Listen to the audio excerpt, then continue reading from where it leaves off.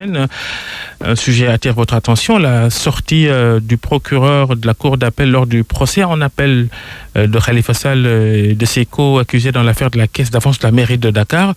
Le procureur Diaby qui a déclaré que le Sénégal doit respecter les décisions de la Cour de justice de la CEDEAO. Il y a eu ailleurs le célèbre appel du 18 juin. On aura désormais au Sénégal, dans une toute autre guerre, l'appel du 18 juillet.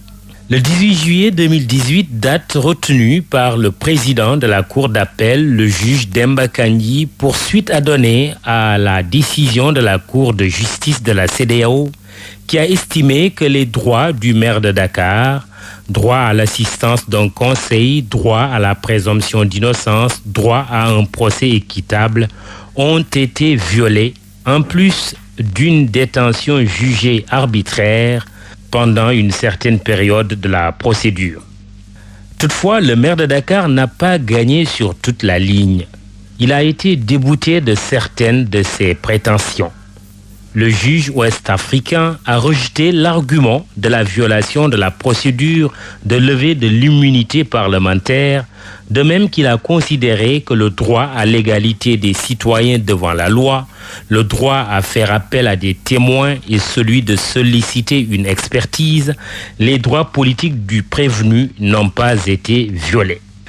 La victoire morale de Khalifa Ababacar Sall sur l'État du Sénégal au regard de la décision du juge communautaire va-t-elle se muer en victoire judiciaire devant le juge d'appel sénégalais?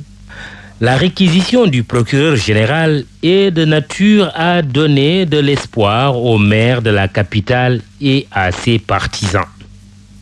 De l'avis de Lansana Diaby, il faut respecter les décisions des institutions communautaires pour éviter un chaos communautaire. Le magistrat debout s'empresse de préciser que ce n'est pas la justice sénégalaise qui a été attraite à la juridiction supranationale, mais plutôt l'État du Sénégal qui a violé les traités le liant à la CEDEAO. Une pression sur le magistrat assis Demba Kandji, l'homme qui n'est pas à sa première affaire à juger, a suffisamment d'expérience pour gérer ce genre de pression. Néanmoins, et c'est le moins qu'on puisse dire, le président de la cour d'appel de Dakar est mis devant ses responsabilités par son confrère du parquet. Juge debout versus juge assis ou du siège autour de la liberté du maire Khalifa Sall, à suivre. Et comment comprendre, Mamoudou Ibra Kane, cette position du procureur Lansana Diaby? Babacar, il faut se référer à une célèbre maxime judiciaire pour comprendre le petit tremblement de terre provoqué par le procureur général près la cour d'appel. La plume est serve, mais la parole est libre, dit la maxime habituellement applicable et appliquée au procureur. Dit autrement, cet adage signifie qu'un magistrat du parquet, s'il est lié par des instructions écrites de sa hiérarchie et qui le monote en quelque sorte, ajouterait d'aucuns, a le droit de dire oralement ce qu'il pense. Tout est de savoir si, cette fois-ci, parquetier en chef est conforme à sa plume. Ou alors, si sa parole est simplement restée libre pendant que sa plume est restée serve.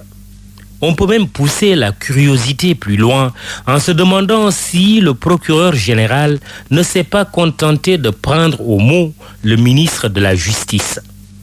Réagissant à une question sur sa prise de position sur l'arrêt rendu par la Cour de justice de la CEDEAO consistant à soutenir que la décision communautaire n'a pas de caractère exécutoire, le garde des Sceaux a répondu qu'il n'avait fait qu'exprimer son opinion en sa qualité de professeur de droit. Allez savoir pourquoi le procureur général s'est prononcé comme il l'a fait.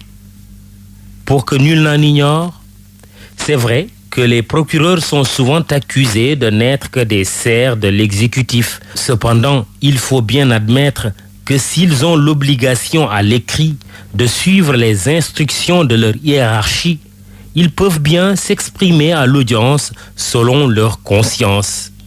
Quant à la magistrature assise, elle n'a aucune excuse. Elle n'est soumise à aucune servitude à l'égard d'un quelconque pouvoir. Elle est elle-même un pouvoir. Le juge de Makandi devrait être totalement libre et indépendant pour rendre sa décision sur le caractère exécutoire ou non de l'arrêt de la Cour de justice de la CEDEAO. Rendez-vous le 18 juillet. Qui vivra, verra. Rendez-vous noté. Merci Mamadou Ibra Kane, 7h10.